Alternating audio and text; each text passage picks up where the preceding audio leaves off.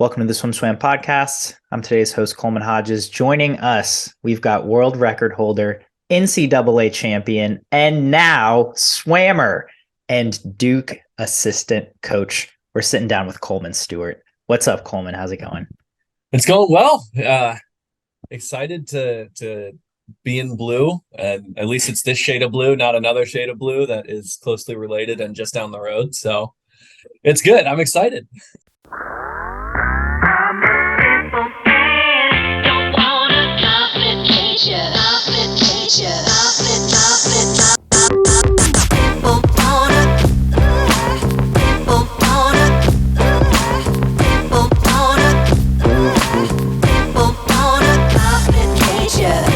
That was going to be my first question. There's so much blue going on, and it's like, whoa, this is a weird sensation. First off, how many days have you been at Duke? Or did you have to move? I mean, I don't even know how far of a drive it is. I know it's not far, but how's the adjustment going so far? It's been really good, honestly. We aren't moving yet. My wife works at UNC, and she's hopefully going to get into school there. So we might move eventually. But right now we're staying in Raleigh. It's like 30 minutes away, so not too bad. Brian and Riley, I've known both of them for a couple of years now. So they were super helpful with the kind of transition period into getting hired and having a real job, which I've never had before. So, and yeah, this is my third day. So kind of got thrown into it pretty quickly, but it's good. It's good. That's awesome. What have you done so far in your 3 days? No, I mean, done recruiting, like got onboarded with compliance and stuff like that. And really it's just been a lot of onboarding, like trying to figure out how a swim and dive team operates from this side of the deck. Because there's a lot that goes into it. So it's exciting to learn everything though. What can you give me an example of one thing you've learned that as a swimmer, like you wouldn't even have thought about before, but now you're like, oh my God, this makes so much sense how this keeps the wheel turning. I mean, like there's just a lot of like arms is a lot more, like the arm software is a lot more complete than I thought it was. Like as a swimmer, like it was always just like, oh, you've been assigned an arms workflow, so you need to finish it. But it's like there's a lot more that goes into it. But I don't know. I mean, I guess it's just like this, like there's a lot of office work and administrative work that goes into it, which I was expecting, but yeah. Nice. So yeah, you're 3 days in. So obviously, you're still, as you said, you're getting onboarded. Tell me about the transition. You decided to not only retire, but to take the step onto the coaching deck, become an assistant coach. Obviously, you were with Duke head coach Brian at NC State. Mm-hmm. And so can you just tell me about how that transition came about for you? Did you think about coaching before you thought about stopping swimming, or vice versa? Yeah, so I knew I wanted to be a coach when I was like a freshman or sophomore in college. I saw how the staff operated with NC State, and yeah, it just really, really made me want to get into coaching, like specifically Braden. I've told him this. I was like, he's the reason that I wanted to get into coaching, because I saw how positively and how many people he's impacted. So that was kind of, I can't just sit behind a desk and do the same exact thing over and over and over and over again. So that was never like an office job. What I went to study in school, I knew I was never going to use that degree. So, but it's What good. degree was it? It was business administration, concentration in finance. So, I mean, it's helpful. Like I'm not saying it is helpful, but yeah, I never like I knew I wanted to coach, and had kind of tried to take some steps while I was swimming to be able to jumpstart my career, like running my own swim camps, coaching club, coaching a summer league team, just kind of doing that. So like a lot of it was kind of preparing for whenever I stopped swimming, like so that I have at least somewhat of a resume that isn't just like I swam fast. So um so yeah, that was kind of how my transition has been. Which I'm I'm glad to hear all of that, because that's gonna jumpstart a question I have a little bit later. But in terms of, Brian Barnes, your relationship with him, how did how did that come about? I mean, did you formally apply for this Duke assistant job? Did you think coaching under Brian was something you wanted to do? I'm also curious, NC State had an open position. Did you apply for the assistant job there as well? Um yeah, so when I saw the news that Ryan got the job, I texted him immediately. And I was like, I like this is really exciting. You're going to do great things with the program, and I really want to be a part of it. And then, of course, there were all the benefits of I don't have to move. I can start like less than a week after I agreed. So it was like it was good. Everything just kind of worked out really well. So I'm trying to keep that vibe going, just everything working out. And um, yeah, I mean, I had talked to Braden about that position, and ultimately we decided that it wasn't what was best for myself and the program. And I'm excited to learn something new as well. Like I've been around NC State for 7 years. I know how they operate.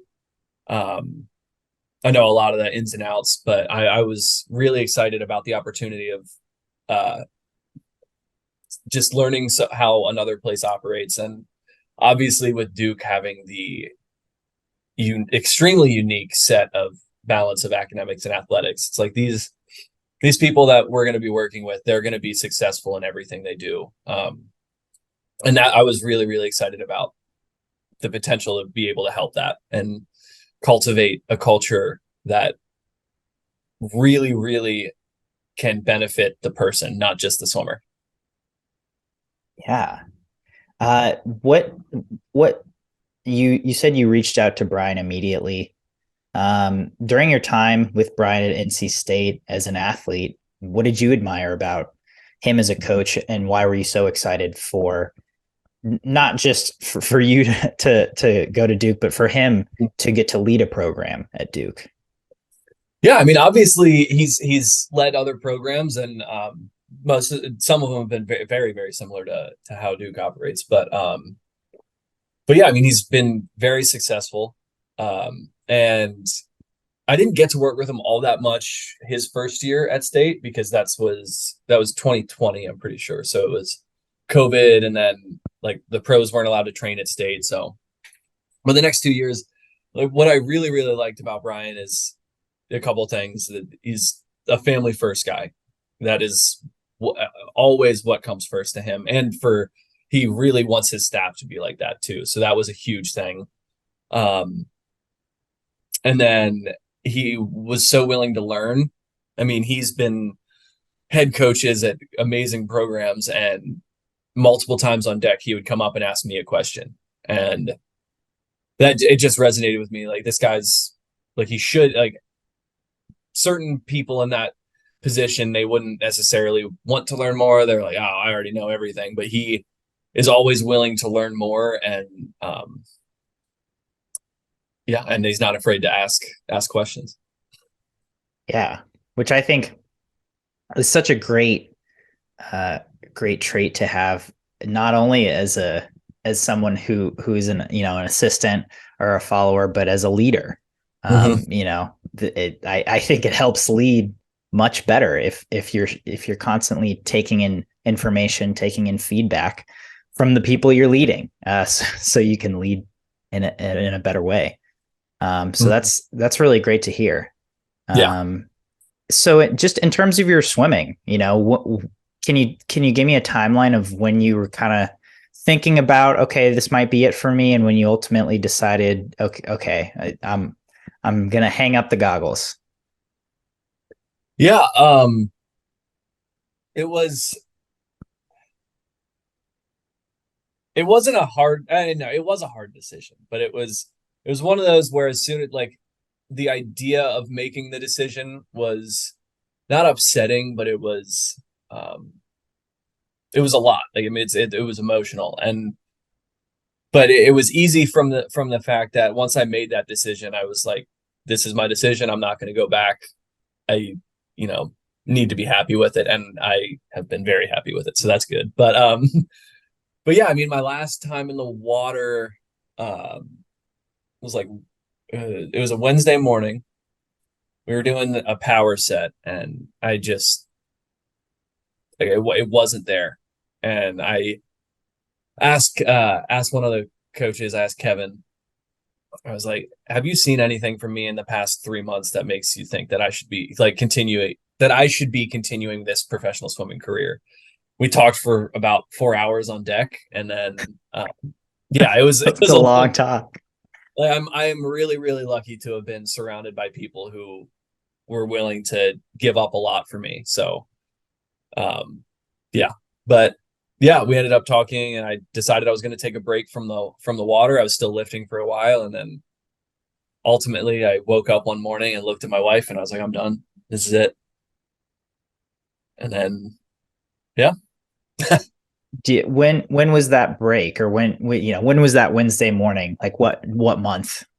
it was right after men's NCAA's. It was like a week and Okay. a half after.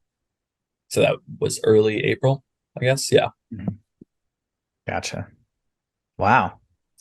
That's I mean, congrats on a career. What did anything specific come up for you?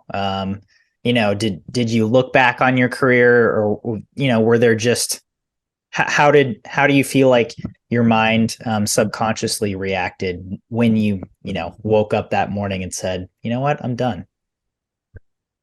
Um, I mean, it was. I think it reacted well. I mean, it was. I'm very proud of what I achieved in the water. But at the same time, I think I was also just really fortunate to have been in the position where I was able to go to NC State. Where I was able to even swim in college or go to college. Like that already is a very fortunate place to be, and then to go to a Power Five school and then go to one that got top five at NCAA's all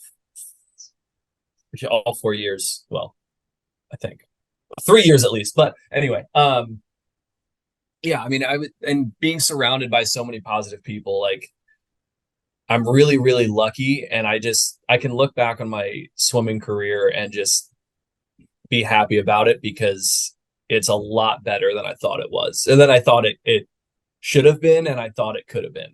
So a lot of yeah, just a lot of thankfulness and happy. Like I don't miss the swimming at all. Um, but but yeah, I'm yeah. Yeah. So that what kind of swimmer are you? Have you just are you not touching the pool one bit lately? Or are you someone who still gets in? You'll swim 1,000 once a week, or are you doing masters already? What's your swimmer level? For a while it's gonna be not doing anything. I told myself once I start getting into a rhythm with this job, I'll be able to kind of consistently work out. But right now our pool is being drained. They're redoing it, resurfacing it. So, that's my excuse for now is we don't have a pool. But Nice. How long does that take? Is it like are the swimmers able to train? we have we're renting an outdoor pool. That's like I think it's technically still on campus, but yeah, so they still have water to train. Cool. Yeah. So I'm going to turn the conversation to a conversation that's been had lately about former swimmers being hired in D1 positions, which the argument's you've already given a lot of information that I think is valuable to the argument, because I think people get upset that swimmers are getting hired in these Power 5 D1 positions and they think they don't have coaching experience. You don't have college coaching experience, but you have coaching experience. You've run clinics, you've coached club, you've coached summer league. It's like you did those things to make sure, as you said, your resume is up there. And so you have a lot of valuable experience on deck. But I'm gonna be sorry that this is putting you in another job interview situation, but I am curious from your perspective. You've been in every level of swimming competitively, high school, college, you were an NCAA champion, you were a world record holder, you are a world record holder.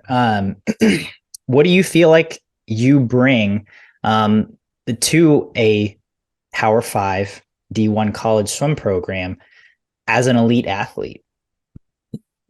I think I bring the I'm a big culture and who you surround, like it really matters who you surround yourself with. And I really like positivity, I think is very, very important in swimming and anything really.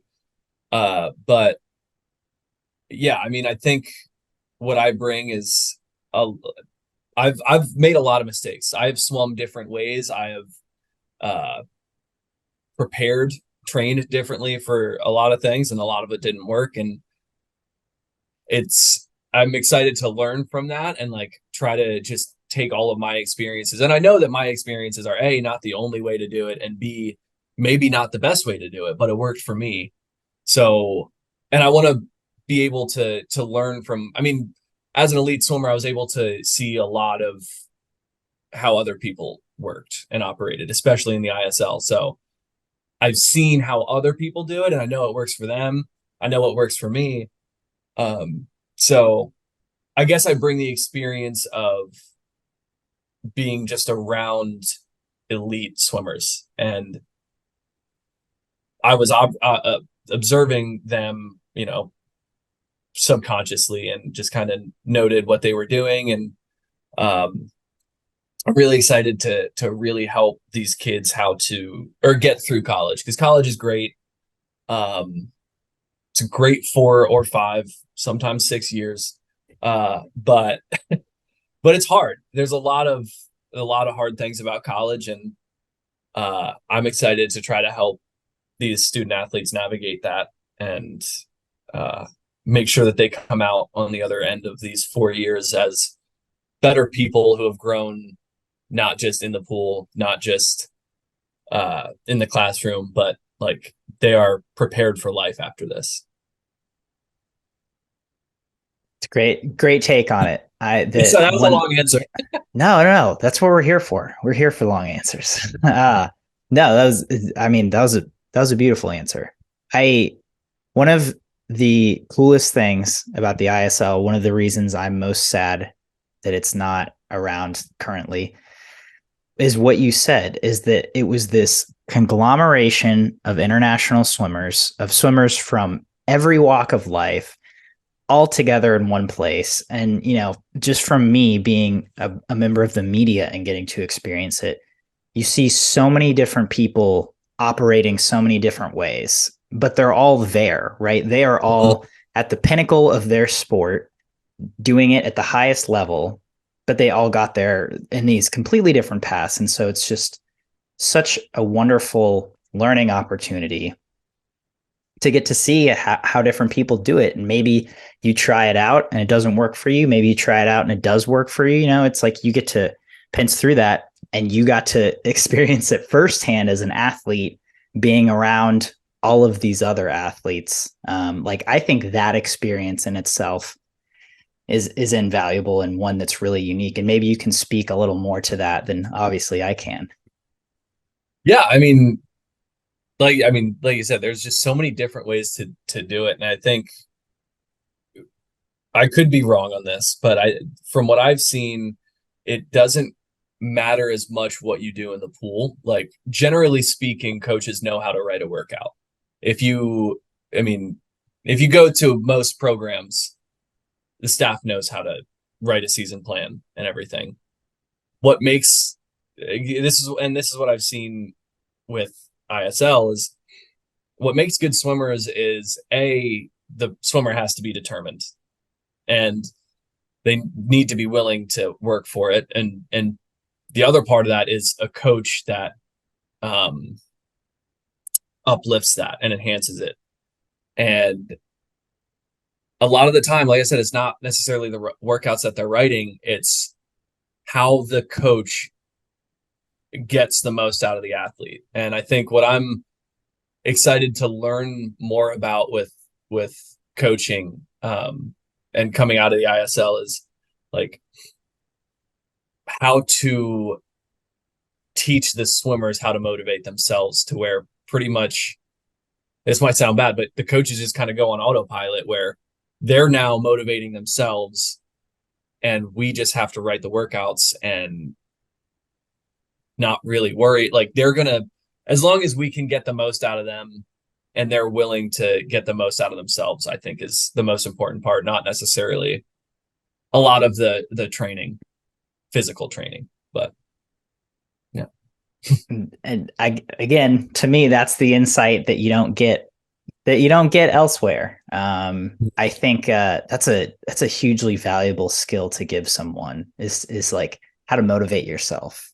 Yeah. Because I work on that every day. It's like, dude, come on, you got to get out of bed. It's like simple stuff like that. But Yeah. like as a young person, I think that's what they struggle with sometimes the most. That's what people struggle with sometimes the most, is motivating yourself. And I think especially in a college team environment, you don't realize that once you get outside, like it's a bubble, right? And once you get outside of that team environment, there's a lot of motivation that comes from just being around other people. And so when you have that skill to not only be a teammate, but to be able to motivate yourself, it's important. That was some great insight. To wrap things up, I am just kind of curious about, again, you've been onboarding, your day 3 on the job, so it's pretty new, but do you have an idea of what your role is just going to look like maybe in the next few months or in this first season, in terms of how you're going to be supporting the team? If you will be writing workouts in the next few weeks, or if you will be in charge of a certain group or assisting with a certain group?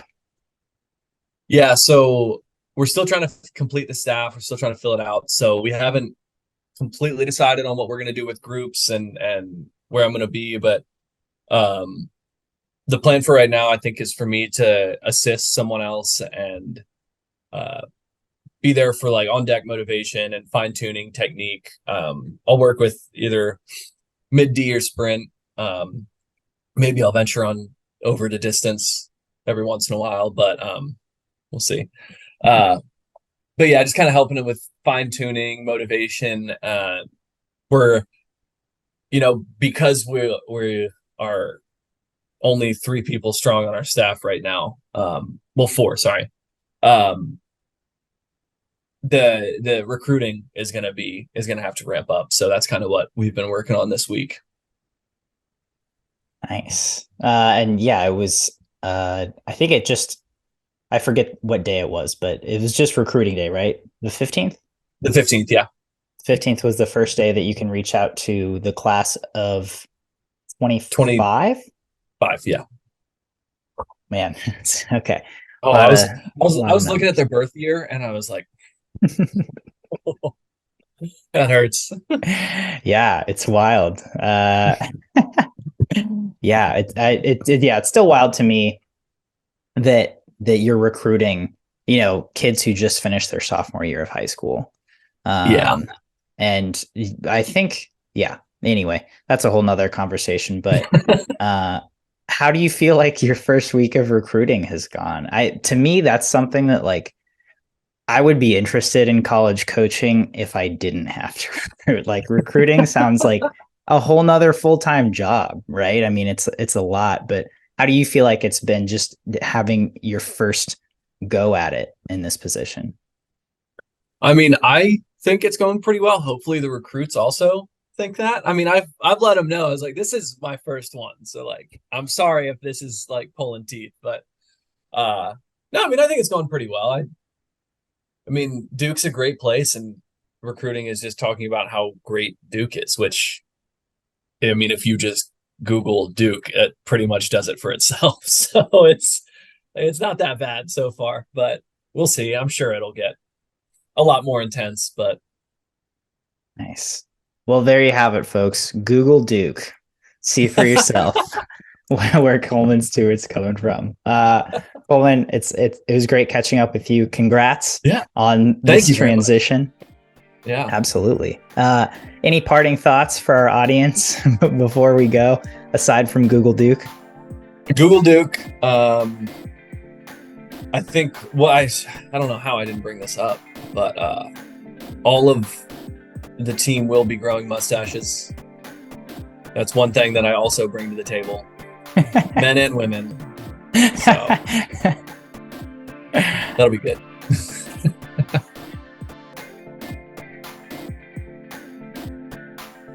You've been listening to the SwimSwam podcast. Stay tuned for new episodes every week.